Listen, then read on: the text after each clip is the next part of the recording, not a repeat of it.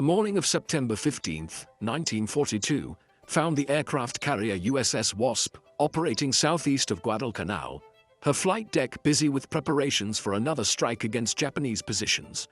Commander Yahachi Tanabe, peering through the periscope of the Imperial Japanese Navy submarine I-19, watched the American task force through the thin magnification of his optics. He had been stalking these ships for hours, maneuvering his boat into position while avoiding the destroyer screen that circled the carriers like protective wolves. At 13:20 hours, Tanabe gave the order. 6 Type 95 torpedoes left I-19's tubes, their oxygen-fueled engines leaving almost no wake as they ran hot, straight, and normal toward the American ships. 3 of them struck Wasp on her starboard side. The detonations tore open her hull, ruptured aviation fuel lines, and ignited fires that would ultimately consume the ship. By evening, Wasp was gone, taking 173 men with her to the bottom. If you're enjoying this deep dive into the story, hit the subscribe button and let us know in the comments from where in the world you are watching from today. For Tanabe and his crew, the sinking represented vindication. Japanese submarine doctrine, carefully developed over 2 decades, emphasized attacks on high-value warships, aircraft carriers, battleships, cruisers. These were the targets that mattered, the ships that could decide the outcome of decisive fleet actions. Tanabe had done exactly what his training demanded, and he had succeeded brilliantly. I-19 returned to Japan to a hero's welcome, with speeches and ceremonies celebrating this achievement. But there was something that neither Tanabe nor the admiral celebrating his success understood that morning. Something that would only become clear as the months turned to years, and the war ground toward its inevitable conclusion. The sinking of USS Wasp, impressive as it seemed, represented a fundamental strategic failure. Not a failure of execution or courage or seamanship, but a failure of imagination, of understanding what actually wins wars fought across thousands of miles of ocean. The question this story answers is not whether Japanese submarines could sink American warships. They proved they could. The question is, why? Despite these tactical victories, despite sinking fleet carriers and cruisers and destroyers, Japanese submarines ultimately contributed almost nothing to Japan's war effort, while American submarines strangled the Japanese Empire into submission. The answer lies not in technology or training or individual courage, but in a more fundamental difference. A difference in what each navy believed submarines were for. To understand what happened, you must first understand what the Imperial Japanese Navy believed about submarines and their role in modern warfare. This belief system did not emerge from nowhere. It was built carefully, deliberately, over 20 years of study and debate that began in the aftermath of the First World War. Japanese naval planners in the 1920s faced a problem. The Washington Naval Treaty of 1922 had locked Japan into a 5-to-3 ratio with the United States in capital ships. For every 5 battleships America built, Japan could build 3. For every 5 aircraft carriers America possessed, Japan could have 3. This was, the Japanese understood, an unacceptable strategic position. In any direct confrontation between the fleets, American numerical superiority would prove decisive. The solution, Japanese strategists decided, lay in what they called interceptive operations. They would not seek to match American numbers. Instead, they would whittle down the American fleet before the decisive battle ever occurred. Submarines would patrol the approaches to the Philippines and the Marshall Islands. They would shadow the American fleet as it advanced across the Pacific. And when opportunities arose, they would strike, attacking carriers, battleships, and cruisers with torpedoes that were, by the late 1930s, the most advanced in the world. This doctrine was not theoretical speculation. It was refined through extensive war games and fleet exercises. It was codified in training manuals and operational plans. Every submarine officer learned it. Every crew practiced it. The submarine force was organized specifically to support this mission. With long-range boats capable of operating thousands of miles from home bases, equipped with massive Type 95 torpedoes carrying 991-pound warheads. the largest of any nation's submarine torpedoes. The Japanese also built the largest submarines in the world. The I-400 class displaced 6,500 tons submerged and could carry 3 aircraft in a watertight hangar. The I-16 class carried midget submarines piggyback for special operations. 52 of the world's 56 submarines larger than 3,000 tons were Japanese. These were not vessels designed for commerce raiding or convoy interdiction. They were designed as fleet scouts and warship hunters. By December 1941, when war came, the Imperial Japanese Navy submarine force numbered 63 large submarines, with more under construction. Their crews were well-trained, experienced in peacetime operations throughout the Pacific. Their torpedoes were reliable, unlike the American Mark XIV, which would plague U.S. submarines for the first 2 years of war. Their doctrine was clear and well understood. They knew what they were supposed to do. And in the opening months of the war, they did it with devastating effectiveness. On January 11, 1942, Submarine I-6 torpedoed and damaged the aircraft carrier Saratoga off Hawaii, putting her out of action for 5 months. On September 15, I-19 sank Wasp and damaged the battleship North Carolina in a single attack. On June 6, I-168 finished off the already damaged carrier Yorktown after the Battle of Midway, delivering the final blow to what had been one of America's most successful carriers. These were not minor achievements. In 1942 alone, Japanese submarines sank 2 fleet carriers and damaged 2 battleships. They attacked cruisers, they harassed destroyer screens, they operated in waters the Americans thought secure. For submarine crews like Tanabe's, these successes confirmed everything their doctrine had promised. They were doing their job. They were sinking major warships. They were, they believed, contributing meaningfully to Japan's war effort. But there was something else happening in the Pacific that same year. Something that received far less attention in Japanese naval circles. Something that would prove far more important than any number of carrier sinkings. While Japanese submarines hunted American carriers in the waters around Guadalcanal, something extraordinary was taking place in shipyards scattered across the United States. At the Portsmouth Naval Shipyard in Kittery, Maine, at Electric Boat Company in Groton, Connecticut, at Mare Island Naval Shipyard in California, and at the Manitowoc Shipbuilding Company in Wisconsin. Workers were building submarines at a pace that would have seemed impossible just months before. The submarines they were building were not experimental designs or prototype vessels.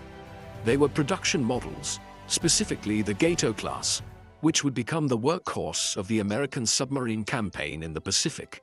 The first Gato, USS Gato herself, had been commissioned in December 1941, just days after Pearl Harbor. By mid-1942, the production lines were running at full capacity. The Portsmouth Naval Shipyard had developed a revolutionary approach to submarine construction. Instead of building boats on traditional ways where each component was added sequentially, they fabricated large sections in shops, then moved these sections to the building ways for assembly.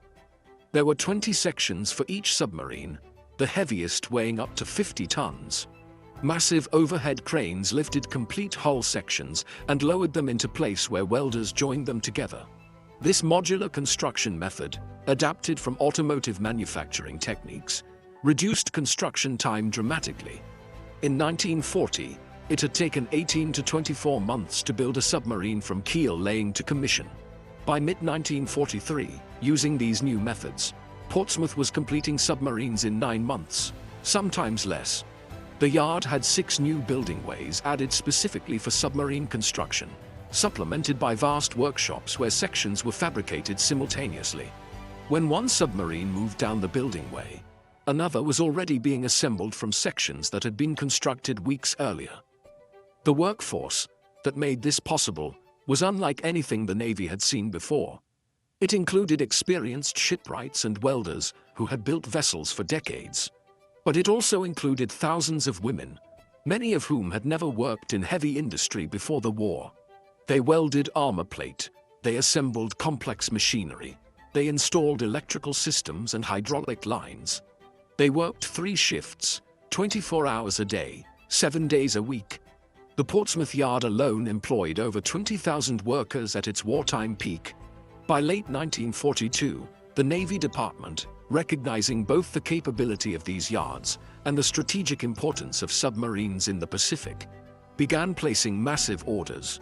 In mid-1942, orders went out for 112 more submarines beyond those already under construction. Electric Boat received 46. Portsmouth received 30. Manitowoc received 20. By early 1943, Portsmouth's building rate had climbed to approximately 16 submarines per year and was still increasing. The submarines coming off these building ways were formidable vessels. The Gato-class boats displaced 1,526 tons, surfaced 2,410 tons submerged. They measured 312 feet long with a beam of 27 feet. 4 Fairbanks Morse or General Motors diesel engines provided 5,400 horsepower on the surface. 4 electric motors drove the twin propellers when submerged. Surface speed was 21 knots.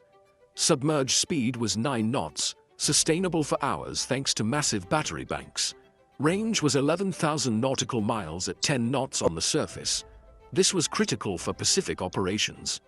A Gato-class submarine could depart Pearl Harbor, patrol for weeks in Japanese waters, and return to Hawaii without refueling. The boats carried 24 torpedoes, 10 torpedo tubes, 6 forward and 4 aft, allowing devastating initial salvos followed by reloads. Crew complement was 60 officers and men, enough to operate the boat continuously on long patrols while maintaining watches and conducting maintenance. By mid-1943, an improved version, the Balao class, was entering production. Externally almost identical to the Gato, the Balao incorporated a stronger pressure hull made from improved steel, allowing deeper diving depth. Where Gatos were tested to 300 feet, Balaos were tested to 400 feet. This seemingly modest improvement provided crucial tactical advantages, allowing American submarines to dive deeper when evading Japanese depth charges. Production of Balao-class submarines began at Portsmouth in January 1943 with USS Perch. Electric boats follow-on yard, Manitowoc, laid the keel of their first Balao in July 1943. By the end of that year, multiple yards were producing both Gato and Balao-class boats simultaneously, with new submarines being commissioned at a rate of several per month. 120 Balao-class submarines would ultimately be completed. The numbers were staggering by any standard. 77 Gato-class submarines were commissioned between 1941 and 1944. 120 Balao-class submarines were commissioned between 1943 and 1948, with most completed during the war years. 29 Tench-class submarines, a further improved version of the Balao, were commissioned before the war ended. The total approached 230 fleet submarines completed in just over 3 years. Japan, by comparison, completed 63 large submarines before the war began, and added perhaps another 70 during the war years. The construction time for Japanese submarines averaged 18 to 24 months throughout the war, never approaching the efficiency American yards achieved. Japan simply lacked the industrial infrastructure, the raw materials, and the specialized workforce necessary for mass production on the American scale. But the disparity in numbers, dramatic as it was, only tells part of the story. What mattered more than how many submarines each nation built was what those submarines were ordered to do once they reached the combat zone. And here, the difference between Japanese and American doctrine would prove decisive in ways neither side fully understood in those early months of the war. What the Imperial Japanese Navy understood about submarine warfare was not wrong, exactly. It was incomplete. The doctrine of interceptive operations made sense in the abstract. If Japanese submarines could sink enough American carriers and battleships before the decisive fleet engagement, the numerical disadvantage imposed by the Washington Naval Treaty might be overcome. The mathematics seemed sound. Each carrier sunk was one less flight deck launching strikes against Japanese forces. Each battleship sent to the bottom was one less gun line, providing fire support for amphibious operations. The problem was that this doctrine assumed a particular kind of war. It assumed a war that would be decided by a single climactic naval battle, similar to Tsushima in 1905, when the Japanese fleet had destroyed the Russian Baltic Fleet in one afternoon of intense combat. It assumed American industrial capacity could not replace losses faster than Japanese submarines could inflict them. And it assumed that warships, rather than merchant vessels, were the critical targets that would determine the war's outcome. These assumptions were already obsolete by December 1941, though few on either side fully recognized it yet. The war that was actually going to be fought would not be decided by a single fleet engagement. It would be a war of attrition, of industrial production, of logistics spanning thousands of miles of ocean. In this kind of war, the ships that mattered most were not the glamorous carriers and battleships.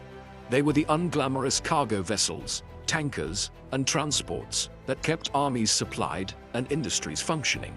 Japan's economy depended absolutely on maritime commerce. The home islands lacked the natural resources to sustain a modern industrial war machine. Oil came from the Dutch East Indies and Borneo. Iron ore came from Malaya and the Philippines. Rice came from Indochina and Thailand. Coal came from Manchuria and Korea. Every factory, every power plant, every military base depended on a constant flow of raw materials arriving by ship. In December 1941, Japan's merchant marine totaled approximately 6.4 million gross tons.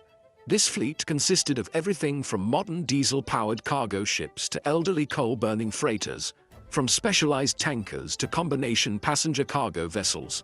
The Japanese shipping industry had calculated that maintaining the war economy required approximately 3 million tons of merchant shipping in constant operation, shuttling between the home islands and the newly conquered territories of the Greater East Asia Co-Prosperity Sphere. This calculation was based on peacetime assumptions. It assumed ships could operate on regular schedules without significant losses. It assumed cargo capacity would remain constant. It assumed the sea lanes between Japan and the resource areas would remain essentially secure, with losses to enemy action being minimal and manageable. These assumptions would prove catastrophically wrong. American submarines received very different orders than their Japanese counterparts. On December 8, 1941, just hours after the attack on Pearl Harbor, Admiral Chester Nimitz issued the following directive to the Pacific Submarine Force: execute unrestricted air and submarine warfare against Japan. This was not a temporary emergency measure. It was a strategic decision that would govern American submarine operations for the entire war. Unrestricted submarine warfare meant American submarines would attack any Japanese vessel encountered, military or civilian, without warning. Merchant ships would be legitimate targets. Fishing boats would be legitimate targets. Coastal transports would be legitimate targets. The goal was not to sink enemy warships, though submarines would certainly attack them when opportunities arose.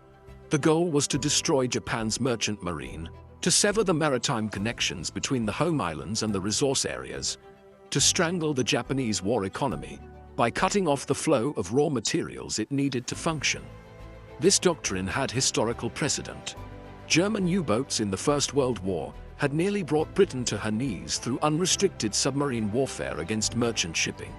In 1917, British food reserves had fallen to just 6 weeks' supply before the convoy system, and improved anti-submarine measures turned the tide. American naval planners understood this history. They understood that island nations dependent on maritime trade were vulnerable to campaigns against their merchant fleets. But understanding a concept intellectually and implementing it successfully in practice are different matters. In the first 18 months of the war, American submarines struggled with problems that severely limited their effectiveness. The Mark 14 torpedo, which had never been properly tested in peacetime due to cost concerns, was plagued by multiple defects. The magnetic exploder frequently detonated prematurely or failed to detonate at all. The contact exploder often failed when torpedoes struck targets at the perpendicular angle recommended in training. Torpedoes ran deeper than their depth settings indicated, passing harmlessly beneath targets. American submarine commanders in 1942 and early 1943 reported attack after attack, where torpedoes either failed to explode, or exploded without sinking the target. The frustration was immense. Boats would expend their entire torpedo load in carefully executed attacks, only to watch targets sail away undamaged. It took until September 1943 for the Bureau of Ordnance to finally acknowledge all the defects and implement corrections. Only then could American submarines begin to demonstrate their true potential. Japanese submarines, by contrast, had excellent torpedoes. The Type 95 was reliable, powerful, and accurate. The oxygen-fueled propulsion system left minimal wake, making torpedoes difficult to spot and evade. When Japanese submarines attacked warships, their weapons generally performed as designed. This technical superiority reinforced Japanese confidence in their doctrine. Their submarines were sinking carriers. American submarines seemed to be accomplishing relatively little. The early war seemed to validate every assumption Japanese naval planners had made. The turning point did not come in a single dramatic moment. It came gradually, almost imperceptibly at first, as American submarines solved their torpedo problems and began operating in large numbers across the Pacific. By mid-1943, the pattern of war at sea was changing in ways that would have profound implications for both submarine forces. In June 1943, American submarines sank 34 Japanese merchant ships totaling 147,000 tons. In July, they sank 33 ships totaling 158,000 tons. These were not warships, these were cargo vessels, tankers, and transports. They were the unglamorous targets that Japanese submarine doctrine largely ignored. The vessels carrying oil from Sumatra, rubber from Malaya, rice from Indochina, and bauxite from the East Indies. Each sinking represented not just the loss of the ship itself, but the loss of its cargo and the disruption of the supply chain served. A tanker sunk in the South China Sea meant less oil reaching Japanese refineries. A cargo vessel sunk off the Philippines meant fewer industrial materials reaching Japanese factories. The losses were cumulative, compounding over time as the merchant fleet shrank and the distances that surviving ships had to cover increased. By the end of 1943, American submarines had sank approximately 300 Japanese merchant ships totaling over 1.3 million gross tons. Japan had started the year with roughly 6 million tons of merchant shipping. New construction during 1943 added approximately 770,000 tons. Simple arithmetic revealed the problem. Japan had lost more tonnage to American submarines than its shipyards could replace. The merchant fleet was shrinking, and it was shrinking at an accelerating rate. Japanese naval staff officers began to recognize the crisis by early 1944. Internal documents from the Navy General Staff show growing concern about merchant shipping losses and their impact on the war economy. But the solution, they believed, was better convoy protection and more aggressive anti-submarine warfare, not a fundamental rethinking of their own submarine doctrine. Japanese submarines continued to receive orders to attack enemy warships, to patrol off American bases waiting for carriers and battleships, to support fleet operations, rather than conducting independent campaigns against merchant shipping. The results of this doctrine were becoming increasingly difficult to ignore. Through all of 1944, Japanese submarines sank only 19 Allied merchant ships. 19. In the same period, American submarines sank over 600 Japanese merchant vessels, totaling approximately 2.4 million gross tons. The disparity was not 10 to 1 or 20 to 1. It was more than 30 to 1. If you find this story engaging, please take a moment to subscribe and enable notifications. It helps us continue producing in-depth content like this. Consider what these numbers meant in practical terms. Every tanker sunk meant less fuel oil for the combined fleet, less aviation gasoline for the air forces, less diesel for merchant ships and locomotives. By mid-1944, fuel shortages were forcing the combined fleet to base major units in Singapore and Lingga roads near Sumatra, closer to the oil sources, because there was insufficient fuel to bring the oil to Japan and then send the fleet back out. The great carrier force that had struck Pearl Harbor was largely grounded because there was no aviation fuel for pilot training. Every cargo vessel sunk meant fewer raw materials reaching Japanese factories. Steel production began falling in 1944, not because the mills were damaged, but because iron ore shipments from the Asian mainland were being intercepted. Aluminum production fell because bauxite from the East Indies was not arriving. Food shortages began affecting civilian populations in Japan because rice imports from the empire were being cut off. The home islands were slowly being isolated from the resources that sustained them. Lieutenant Commander Mochitsura Hashimoto, commanding the submarine I-58, later described the frustration of Japanese submarine operations in 1944 and 1945. His orders consistently directed him to patrol specific areas, waiting for American carrier task forces. He would spend weeks on station, seeing nothing but empty ocean, while all around him American submarines were destroying the merchant fleet. In his post-war memoir, he wrote that by 1945, "We seemed to be spending all our time dodging American aircraft and destroyers while accomplishing nothing of value."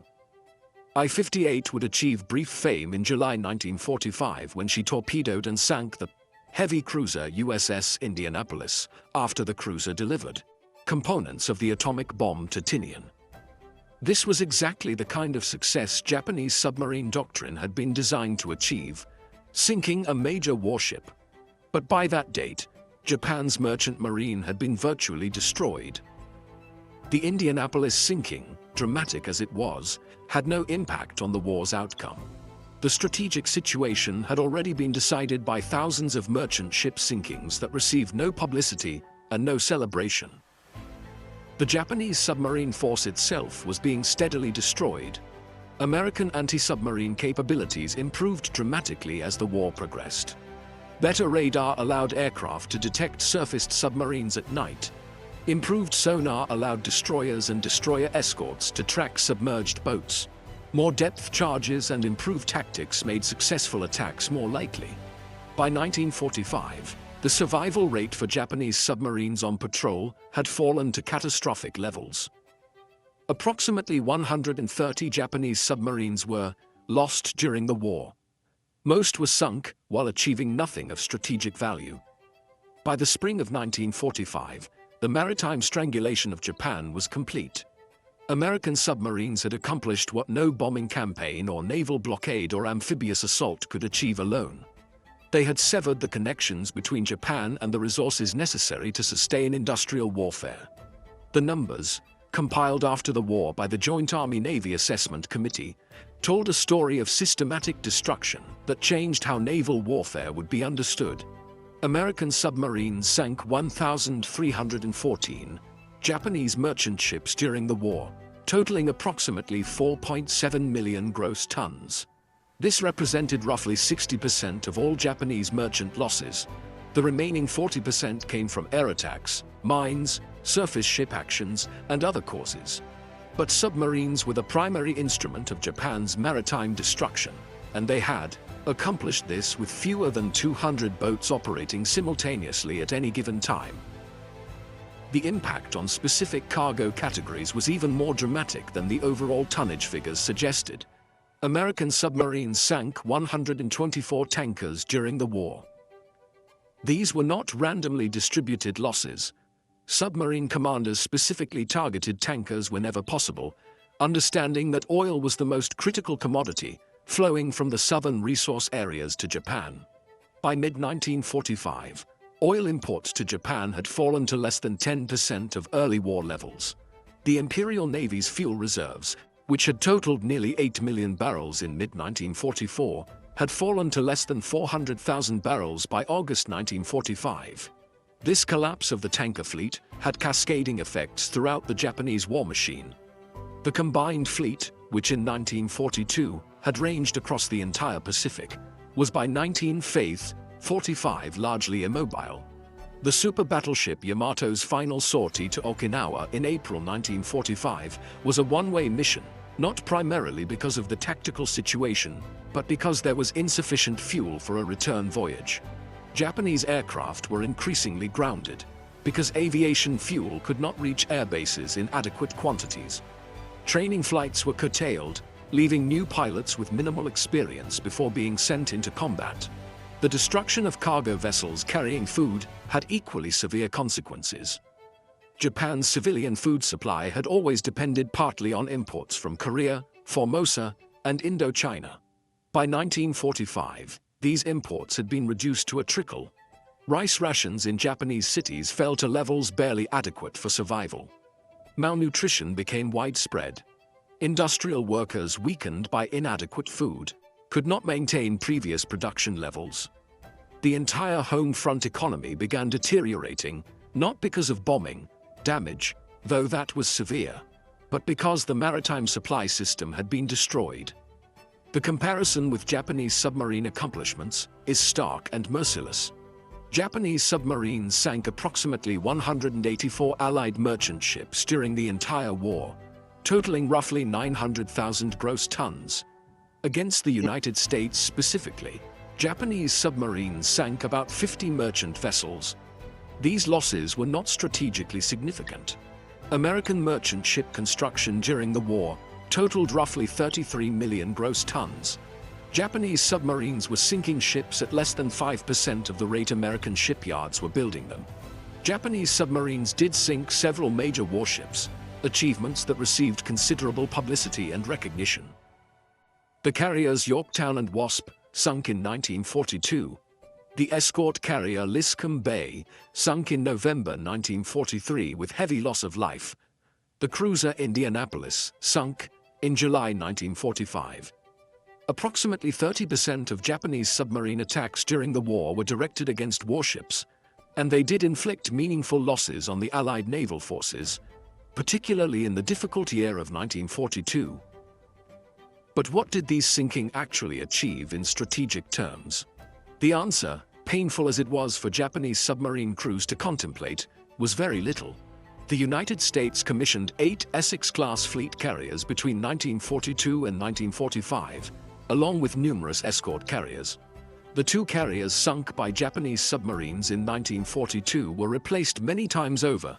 American shipyards launched over 100 escort carriers during the war. Small aircraft carriers built on merchant hulls that could be constructed in less than a year. The mathematical reality was crushing. Japanese submarines, following their doctrine of attacking high-value warships, achieved tactical successes that had no strategic impact. American submarines, systematically destroying merchant shipping, achieved tactical successes that accumulated into strategic victory. Every Japanese tanker sunk meant less fuel for the entire war machine. Every Japanese cargo vessel sunk meant fewer materials for factories. The cumulative effect of hundreds of merchant ship sinkings was the slow starvation of Japan's industrial economy. Commander Hashimoto, after the war, reflected on this disparity in his memoir. He wrote that Japanese submarine crews knew American submarines were sinking merchant ships in large numbers, but they had been taught that such targets were not worth the attention of fleet submarines. We were told that merchant ships were for lesser vessels, for coast defense boats and converted destroyers. He wrote, "Fleet submarines were meant for fleet actions against fleet units. Only late in the war did we begin to understand that we had been fighting the wrong war entirely." By August 1945, when Japan surrendered, its merchant marine had been reduced to approximately 1.5 million gross tons of serviceable shipping. This was less than 25% of what the nation had possessed in December 1941. Most surviving ships were damaged, poorly maintained, and operating at reduced efficiency due to lack of spare parts and qualified crews. The maritime supply system that had sustained Japan's war economy had been essentially destroyed, not by dramatic fleet battles or massive amphibious assaults, but by patient, systematic submarine warfare against unglamorous cargo vessels. The strategic lesson was clear, though it had been learned at terrible cost.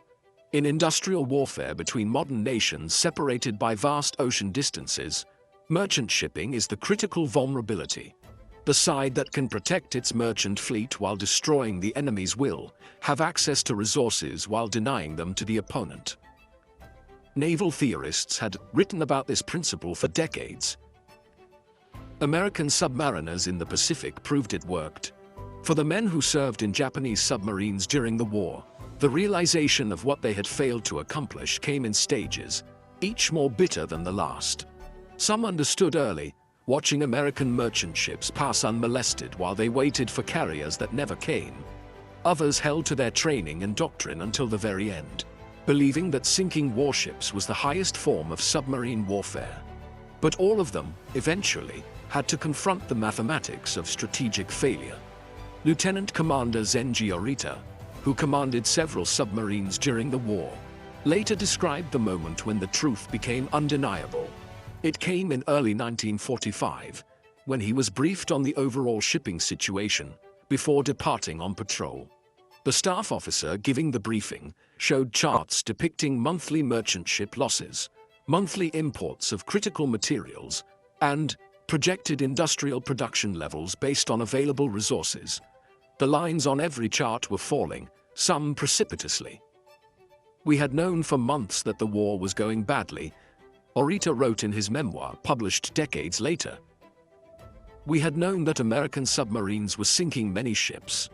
But to see the totals, to understand that our merchant marine had essentially ceased to exist, to recognize that we had contributed almost nothing to preventing this disaster, that was the moment I understood we had been fighting the wrong war from the beginning."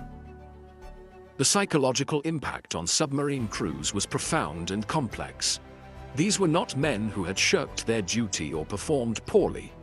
They had followed their orders, executed their training, and achieved the objectives they had been given. When they were told to attack warships, they attacked warships. When they were told to patrol specific areas waiting for enemy carriers, they patrolled those areas. They had done everything their doctrine demanded, and still they had lost, completely and catastrophically. Commander Hashimoto, whose I-58 sank the Indianapolis, lived until 2000 and the year. In his later years, he spoke frequently about the war and Japan's submarine doctrine. He described meeting American submarine veterans after the war and learning about their operations. "They told me about hunting in wolf packs along the convoy routes," he recalled in an interview conducted in the 1980s. "They described tracking merchant ships for days, coordinating attacks with other submarines, systematically destroying cargo after cargo. We never did anything like that. We would not have been permitted to do anything like that."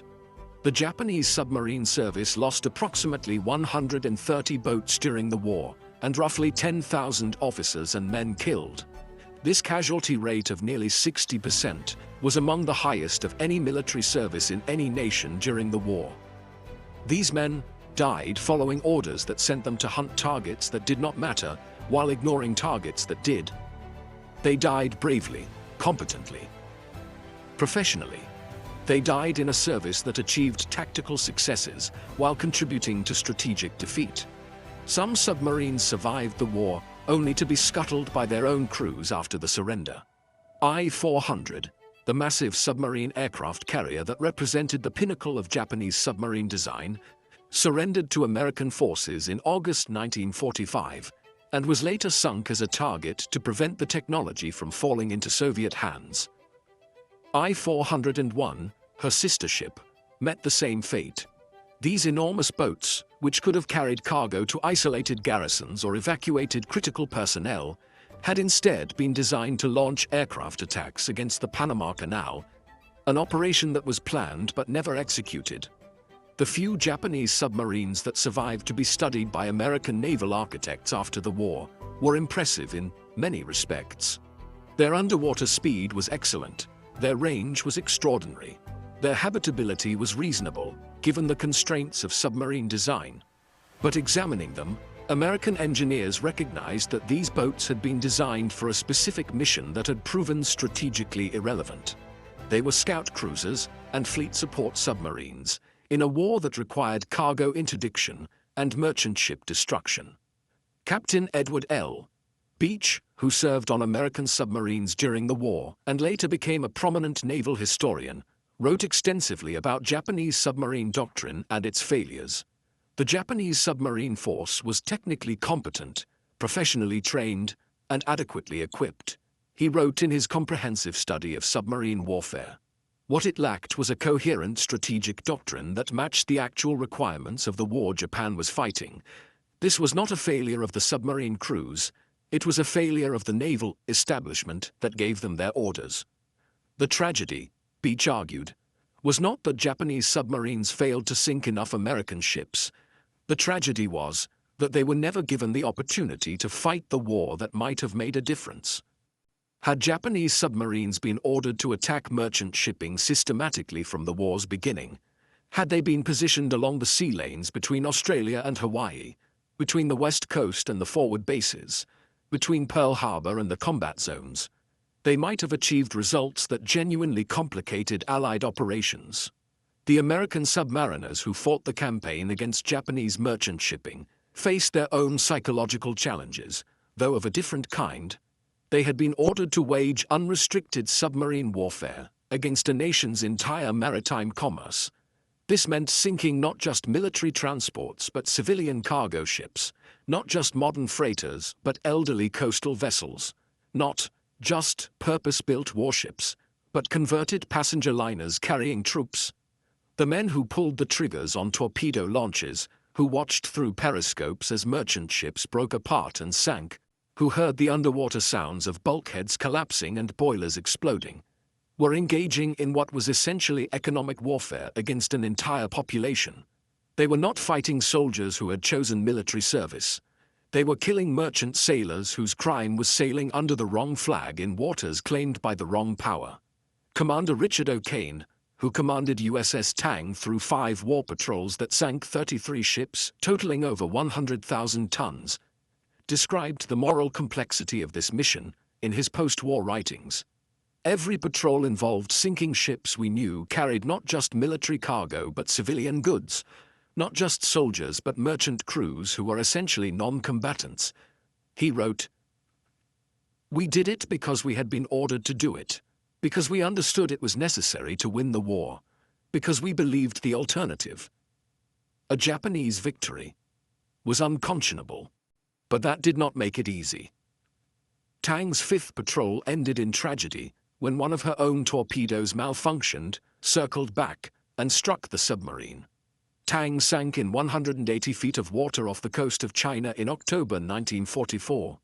Only 9 men survived, including O'Kane, who spent the rest of the war in a Japanese prisoner of war camp. He was awarded the Medal of Honor for his submarine commands, and later became one of the most respected voices in analyzing submarine warfare. American submarine crews faced extreme dangers throughout the war. 52 American submarines were lost in combat, with 3,732 officers and men killed. This represented a casualty rate of approximately 22%, one of the highest loss rates in the United States military. These men fought in vessels that offered no possibility of survival if the boat was sunk in deep water. They hunted in enemy-controlled waters, often operating alone, relying on stealth and their own skills to evade detection and destruction. The psychological strain of submarine service was immense. Patrols lasted 8 to 10 weeks, spent almost entirely submerged during daylight hours in enemy waters. The air inside the boat became foul after days submerged, thick with diesel fumes, cooking smells, and the exhalations of 60 men in a confined space. The heat in tropical waters was oppressive, with interior temperatures often exceeding 100 degrees. The constant danger, the long periods of boredom punctuated by moments of intense action, the knowledge that any mistake might result in the entire crew's death, all contributed to stress levels that sometimes approached the unbearable. Yet these men also understood, in a way that few other military personnel could, that they were winning the war. Of their actions directly. They watched through periscopes as tankers exploded and cargo ships settled into the water. They read intelligence summaries describing the impact of merchant shipping losses on Japanese industrial production. They knew that every ship they sank was a ship that would never deliver its cargo, never support enemy operations, never contribute to sustaining Japan's war machine. Captain Roy Davenport, who commanded USS Haddock for 5 war patrols, later described this understanding as both motivating and troubling. "We knew we were doing the most effective thing American submarines could do to win the war. He said in an oral history interview conducted in the 1980s, "We had concrete evidence of success. We could count the ships we sank, estimate the tonnage, calculate the cargo lost. But we also knew that our success came at the cost of lives, and that knowledge never entirely left us, even decades later." The American submarine campaign succeeded because it was properly conceived, adequately resourced, and ruthlessly executed. The submarines themselves were excellent platforms, well-designed, properly equipped, and built in sufficient numbers. The crews were well-trained and highly motivated. The command structure gave submarine skippers considerable autonomy to seek targets and prosecute attacks as they saw fit. And most importantly, the strategic doctrine was correct. American submarines were sent to attack the targets that mattered most, the merchant ships carrying the resources Japan needed to sustain industrial warfare. Admiral Charles Lockwood, who commanded the submarine force in the Pacific for most of the war, understood this better than almost anyone. He fought bureaucratic battles to get torpedo problems fixed. He defended submarine commanders when they took aggressive actions. He analyzed patrol reports and adjusted tactics based on what the results showed. And he never lost sight of the strategic objective: the destruction of Japan's merchant marine. In his post-war writings, Lockwood reflected on what the submarine campaign had accomplished and what it had cost. "We lost 52 boats and nearly 4,000 men," he wrote. "We sank over 1,200 enemy ships, totaling nearly 5 million tons. Those numbers represent the destruction of Japan's maritime commerce and the deaths of tens of thousands of merchant sailors. War is inherently a terrible thing, and submarine warfare, perhaps more terrible than most forms of combat. But it was necessary, it was effective, and it contributed decisively to ending a war that had to be ended." The contrast between American and Japanese submarine operations in World War II became a fundamental case study in naval strategy, taught at military academies and war colleges around the world for the next 8 decades. The lessons were clear, though nations and services have not always heeded them. Strategic doctrine must align with strategic objectives. Tactical excellence cannot compensate for strategic misconception. Resources must be applied against the vulnerabilities that actually matter, not the targets that doctrine designates as appropriate. The Japanese submarine service had been designed and trained for a specific kind of war. A short, decisive conflict in which fleet actions would determine the outcome. This assumption was embedded in every aspect of their preparation. The types of submarines they built, with long range and heavy torpedo loads, optimized for attacking warships. The training their crews received, emphasizing stealth approaches on naval task forces. The operational doctrines they followed, positioning submarines as scouts and attackers supporting fleet operations. Everything was optimized for one scenario. That scenario never materialized. Instead, Japan found itself fighting a long war of attrition against an opponent with overwhelming industrial superiority. In this kind of war, merchant shipping was the critical vulnerability, the target system whose destruction would have the greatest strategic impact. Japanese submarines were never systematically redirected against this target set. They continued hunting carriers and battleships, while American submarines destroyed the merchant fleet. This failure was not inevitable. In 1943, some voices within the Japanese Navy began arguing for a shift in submarine doctrine. Staff officers pointed to the devastating losses in merchant shipping and suggested that submarines should be reassigned to protect convoys or, alternatively, to attack American logistics ships supplying the forward bases. These proposals were discussed, considered, and ultimately rejected. The submarine force would continue its primary mission of attacking enemy warships. Why did Japanese naval leadership fail to adapt their submarine doctrine, even when evidence of merchant shipping losses became overwhelming? Part of the answer lies in institutional inertia. The doctrine had been developed over 20 years. It was embedded in training, tactics, and organizational structure. Changing it would have required admitting that decades of preparation had been misdirected, a psychologically difficult acknowledgement for any military establishment. Part of the answer lies in cultural factors specific to the Japanese Navy. Attacking merchant ships was seen as less honorable than engaging enemy warships. Submarine warfare against commerce was dismissed as something lesser navies might do, not the Imperial Japanese Navy with its proud traditions. This cultural prejudice made it difficult to seriously consider redirecting the submarine force toward unglamorous cargo vessels. And part of the answer lies in the immediate pressures of ongoing operations. By the time the merchant shipping crisis became undeniable, Japan was fighting desperately across multiple fronts.